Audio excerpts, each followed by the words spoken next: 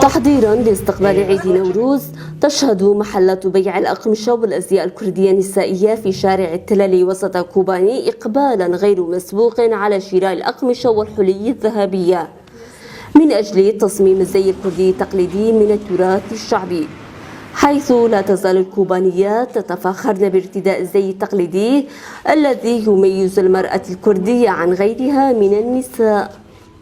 بالنسبة للعيد الشغل كويس، شغلنا كويس، بس العالم قليلة مو بقدر كل سنة، يعني بدك تقول نص قيمة العالم اللي عام الماضي كان أكثر من هيك، بس الشغل أكثر من عام الماضي، بما أنه كل ما عم بروح عم نجيب موديلات جديدة. نحن في عندنا قماش مغربي، في إيراني، في كردستاني، في تبع دبي، جميع الأنواع اللي عندنا. كمان القطعة شو صاير غلاء، القطعة اللي أول حقه كان ليرة صاير ليرتين، يعني بدك تعتبر إنه صاير دبلين، يعني بما إنه غلاءة الدولار، دولار غالي، نحن عم نحسب مثل دولار وما عم نلحق عليها كمان.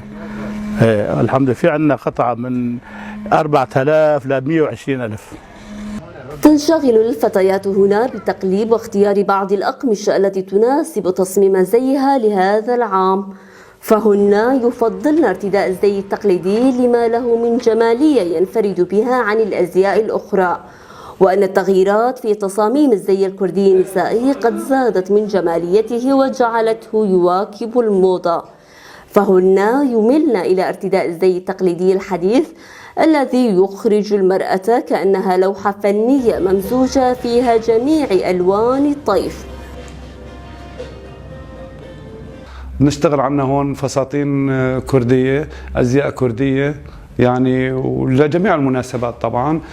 ونحن هالسنة مو مثل السنة الماضية، السنة الماضية كنا نشتغل مثلا فساتين، يعني هلا هالسنة صار في تطور عنا، صرنا نشتغل على أساس مغربي وجزائري، وأصلا اللبس اللي هالسنة نازل لبس يعني هو الكردي. طبعا نحن دائما نعتمد على اللباس الكردي، بدنا ندخل فيه شيء غير، يعني شيء أوروبي، شيء أمازيغي، شيء جزائري، مغربي.